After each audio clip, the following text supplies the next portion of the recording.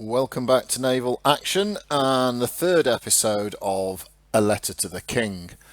If it's the first time you've watched this, I'll put the links for previous episodes. Letter to the King is an attempt to describe the ebb and flow, the biff and the bash of PvP on the PvP1 Euro server. So in previous episodes of Episode to the King, we found ourselves in this position at the end of the last report. Let's just remind ourselves what had happened. The British had biffed the French out of the Yucatan, and the French had taken refuge in a town the Spanish gave to them. The British had somewhat overreacted and taken everything around it.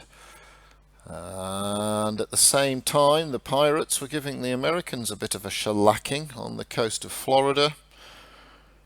The Danes had leapfrogged their way down to Mosquito Cay, and that was all they held at the end of the last report. The Dutch had pushed the Swedes out. The Swedes had got real squeezed over here and are struggling to hold on to something like 9 different towns by the end of the biff. So that's more or less where we were. The pirates were on the up. The French were in trouble on anywhere outside of the eastern flank of the map. The Spanish had taken a bit of a bashing from the Brits. And that was about the state of affairs. So what happened this week? And again, what a week it was. It began with the British deciding time was up for the French. The guillotine was employed and the French were finally vanquished and sent fleeing to the east. And finally, one of the 3 nations who'd been piling into the Brits, the French, the Spanish and the Danes, had been evicted from the British area of operation, or as the British perceived it to be. However, and I must admit I did tip this at the end of last week's episode to the King, the Danes from Mosquito Cay went bazookas and they took 4 more ports around the southern tip of, or the northern tip of South America. A shallow water, 2 shallow water ports and 2 deep, I think it was from memory. Meanwhile, the Spanish pushed the Brits pushed the Spanish out of the Yucatan and even started capping around the Florida Keys. The Spanish and the pirates then decided enough was enough, and after some very interesting action where the Spanish actually screened pirate cities that were being attacked by the Brits long enough for the pirates and the Spanish to get their stuff together, and maybe not in a coordinated action, but certainly in an action that stretched the Brits. The Spanish re-invaded the Yucatan, pushing the Brits out in an overnight blitz midweek, and the pirates and the Spanish pushed the Brits out of any representation in Cuba, and the pirates, for good measure, grabbed a couple of the keys around here, pushing the Brits all the way back. Now, one of the reasons that could happen is because the Brits were struggling with the Danes down around Panama. And to tackle this, the Brits initiated Operation Overcomplicated Logistics. This involved about 7 clans, a couple of large clans, and a lump of smallish clans, medium to small clans, doing a coordinated attack where all the attacks were launched within about a 10-minute window. The goal was to launch attacks on Haiti, wait 10 minutes, 15 minutes to allow the Danes hopefully to port back to defend what really was a long-held flank along here by the Danes. And once that time we felt was long enough, multiple flags were taken against most of the Danish ports. The Danes are no slouches, so as soon as these flags were raised, they raised counter-attack flags against several of the, or 2 or 3 of the British ports. around the sort of Panama, Honduras region. And great hilarity ensued. The British shallow water fleet, I was part of a couple of these attacks, the attack on Old Providence and the attack on Mosquito Cay. Old Providence was a full-blown third-rate and up Port Biffo. I operated in the screening force with the fourth and fifth rates outside of Fort Providence. Two other clans basically blockaded the Danish ports to the south while this was going on. But we had this rather bizarre thing that our shallow water fleet arrived at Mosquito Cay at about the same time as one of the deep water fleets was leaving to go and get stuck in around here and here. So as our flag was arriving, their flag was departing, and much chaos ensued. They had third rates tagging 5 and 6 of the shallow water ships at the same time. I think the flag was planted 3 times and snaffled back up. In the end, it was planted on the other side of the island, upwind. And then after that, a shallow water battle happened, and I think it was something in the order of 20 on 15. It was a relatively close affair. However, the British clans that were two British clans that were in there coordinated really well. And given that one of the clans only spoke German and the other clan only spoke English, I'm amazed any of us left that one sailing, to be honest. It was madness. While this was going on, the Brits mounted defences against the counterattacks of the Danes. And also hit the Danes in their shallow and deep water ports. The distractions that we did up here, which we had no hope at all of working, we captured both of those ports. So no plan succeeds coming into contact with the enemy. But the net outcome for the Brits was very good. In that they took everything down here apart from one port, and I, as a member of the Brits, really hope we've learned our lesson from last week and don't let the Danes go snurgling off and knocking over all our ports again, because I suspect we're going to get real pressure from the Spanish up here. The Spanish tend to hit quite hard and quite quickly, and they tend to go for like a 4 or 5 port trip. So that's going to be interesting up there. Has to be said, a lot of these ports around here were captured initially by Aussie clans, and they were set to Aussie timers, which for a lot of the British European clans, it's predominantly a combination of British and German clans, is a pain in the bum because it's 4 hours before most of them are out of bed. And I'm not quite sure who it was who should have been defending these. I personally went to try and help out. I think this one here is Jeheil, and I got there and there was no British defence at all, so I had to run away very bravely. So the British ended up taking 3 ports on the south side of Haiti, and that was like much better than we expected. However, as is the way, the fungus that are the pirates, they basically came in and nicked them. They have ports right next door, and it's a 40-minute sail from Port Royal. So by the time you get there, it's all over Red Rover. So unless you've got defence on station, it's very difficult. And this is the scourge of the Brits at the moment. They're basically constantly fighting on 4 fronts. Now it's great fun, but it's like wrestling jelly in an oily bath. It's just so hard, and with only one teleport every 4 hours, if a clan commits to an assault or a defense, basically the back door or the front door is left open. So a great deal of fun was had. There was a lot of ships sunk. Absolute hilarity in trying to coordinate these efforts around here with the Brits. The pirates, I don't know how they do it, man. I don't know if they've got spies everywhere, but they just know when to sneak in. I don't know how well it's coordinated, if it's opportunistic or if it's smarts. But they took the keys over here and they snuck in over here, and each time it was quite literally while the Brits were very heavily preparing to defend or attack elsewhere. So Hats off to the dirty Pyrus fungus scum. Meanwhile, the French, the Dutch, and the Swedes, I have no idea what they were doing at all. They managed all, I don't know how, but they all managed to get an extra couple of ports. I don't understand that. I don't understand the science of that. Maybe there were some neutral ports up for grabs around here. Or maybe they snaffled a couple of pirate ports. I just don't know what happened. No intel down here. What the three of them were up to, I don't know, hatching some unified currency. Who knows what they were doing.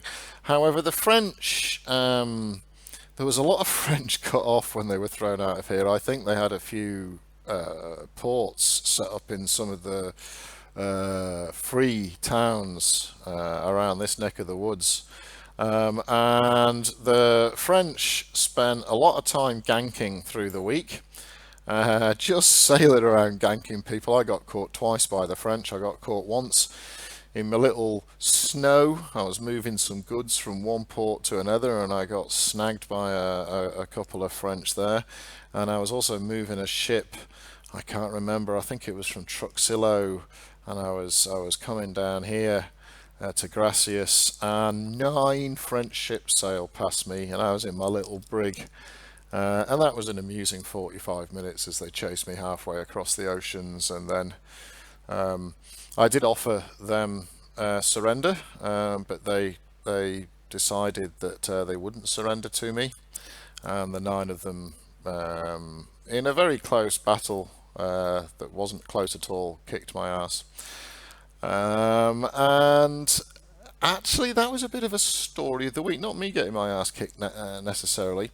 It was as if, after all the big biffo of the previous weekend, the French, who were very active in the biffo, really had no one to hurt. So a whole bunch of them spent many a moon just camping off Savannah around here, and a few around Carlisle, in between Pedro Cay and Carlisle, and off the coast of Port Antonio. And it was very interesting, actually. For the first half of the week, they were like wolves, just snagging one sheep at a time. Each lonely little trader or poor old punter doing their mission was getting snaffled up. There was a bunch of half a dozen French renommes, and I think they're very well kitted out, and actually a few of them are very well captained as well.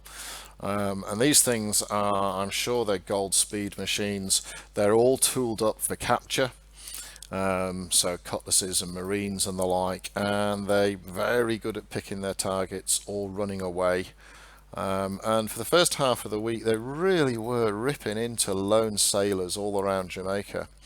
But then an interesting thing happened in the second half of the week in Brit chat. Instead of people sort of saying, "Oh, you shouldn't be sailing alone, man," or it's PvP, rub a brick on it, they started rallying, and by the end of the week, if you were getting attacked, you just had to say, 5 minutes off Port Moran, and 8 ships would appear to help you out. And people would sit there for 20-30 minutes camping a battle, so that when the aggressor came out, they were met by a ring of Brits, and I had a funny one myself. I'm trying to learn to stern camp at the moment. I'm sort of okay at stern camping, but I want to get more than okay at it. There's a couple of guys in my clan who are just amazing at it, so I've been watching them and taking a few tips. So I took a flag captain mission and got in my trink and decided to try and stern camp a third rate. So in I went to play with my third rate, and I was doing quite nicely. I was thinking, I've got the hang of this, Jay. And then somehow I got shot in the bum, and I thought, how did that happen? I'm stern camping. And I looked behind me, and some pesky, I don't know who it was, a pirate or a Dane, I can't remember, had snuck into my mission and had started sniping at me. So I did the brave thing and ran away. I can't take a third rate and a player at the same time. And I sort of got out, and I was all, okay, as soon as you come on, point yourself into your best aspect, get away. And as I came out, there were 8 ships in a circle sitting around my battle, who'd seen this interloper come in. And of course he pops out, and 8 of us jumped him. There was a fair amount of QQ. "Oh, you're all ganging up on me." But it was very good. So the sheep have turned on the wolves, and I hope that's happening around other regional capitals with the gankers. Um, it's always good to be scared of sailing alone. It's it puts a real edge on the game. But it's no longer a free kick for the gankers. Certainly not around Jamaica. There's a real sort of dad's army popping up and patrolling. Anti-gank gangs are flying around. So we'll see how that develops over the next week. Meanwhile, if you recall, the pirates had given the Americans a bit of a shellacking and stolen all the spring break ports. It was a disgrace. And in the first half of the week, the pirates pushed the Americans pretty much out of the game. The Americans were pushed all the way out into Civilization 5. Um, and it looked very bleak. Quite literally, every port on the east side of the United States had been capped bar two. And I was beginning to think it was all over Red Rover. You've got to remember, this is the European server. There's probably not as big an American presence here as there is perhaps on the US PvP servers. But to their credit, in the second half, the Americans got their shiz together and they pushed the pirates pretty much back down to where the week began. So that's an interesting outcome there. That's the first time I've seen a sort of coordinated push by the Americans.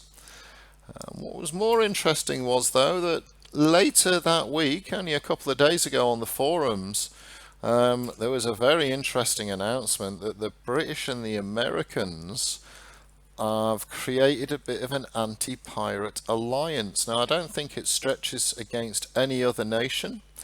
But basically, the British and the Americans have said enough is enough to these pirates and are going to work together. So that'll be interesting to see if that works. I don't know if I'm a fan of alliances. I think I'm going to have to be when the diplomacy patch comes out. So this will be very interesting now, just to see if there's true alliance. On the Brit server, I've not really been part of an alliance before. So I'm half suspecting to get asked to turn up somewhere and then we'll get snotted by a gang of waiting Americans. But anyway, we'll see how that one goes. What can we look forward to next week? Well, by all accounts, there should be some biffo over here if there's meant to be an alliance by the Brits and the Americans. Perhaps there'll be the pirates have really spread now along the south side of Cuba. That's got to be a threat to Jamaican waters, or transversely, maybe the Jamaican ships will push north. Who knows? The Spanish, who I have to say, they are very aggressive and they turn up in numbers and they're well organised. And if you give them a week to recapture third rates and rebuild their first rates, I suspect they could be real trouble for the Brits and the Americans potentially up here in the north. There's no alliance, to my knowledge, between the Brits and the Americans to fight the Spanish. So we'll have to see how that goes.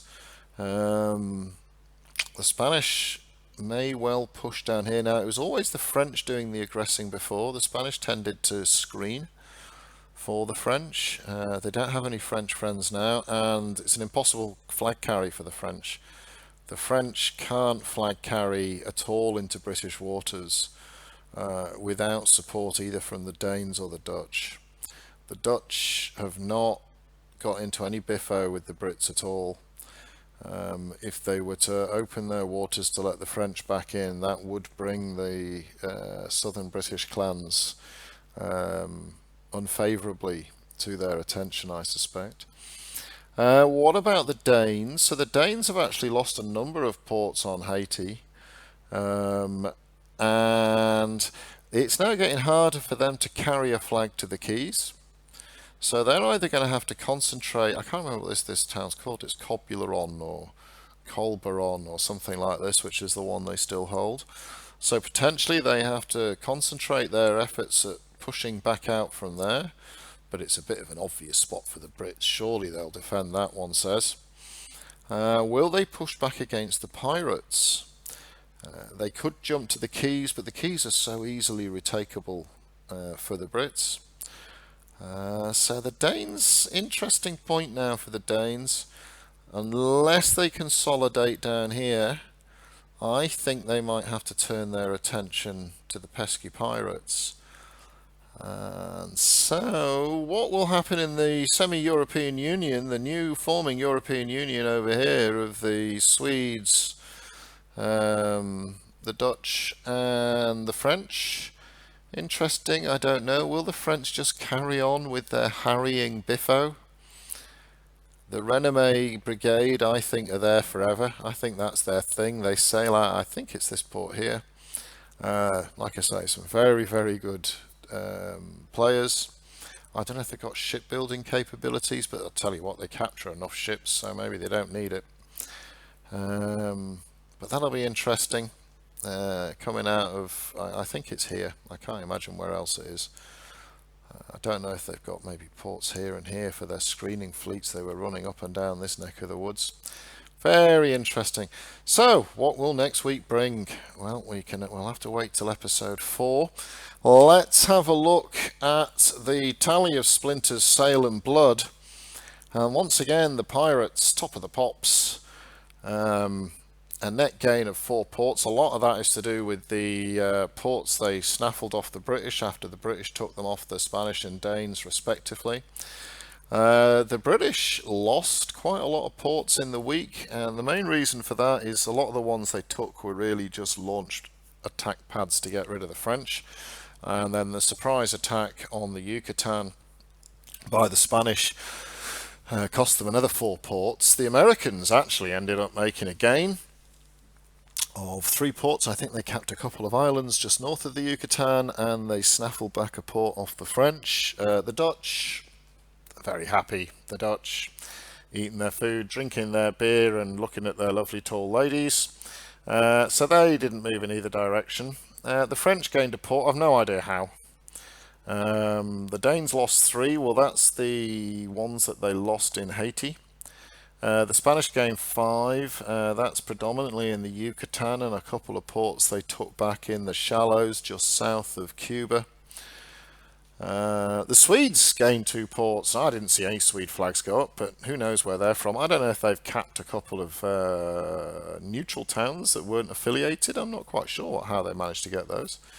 If someone can tell me what the Dutch and the Swedes are up to, I'd be most interested. So there you go. There is the tally for this week's excitement. It was I had my first all-nighter, much to Mrs. Jeheil's joy, might be the word. I only heard selective terms, gaming, all night, and I can't remember. I think she said, "I really support you doing that. I hope you enjoyed yourself." I think those were her words, or something about leaving me. I can't remember. It's too hard. I was too tired, to be honest. I only got 3 hours sleep. So I hope you enjoyed episode 3 of A Letter to the King. Another great week of Biffo. I'm loving it on this server. It's non-stop. You can't sail without watching the horizon, and even if you do see an enemy ship, half the time you can't get out of there quick enough. So I will see you on the oceans, and I will catch you next time. Please subscribe if you want to keep up with the series, and hit the like button, why not? So thank you very much. Until next week.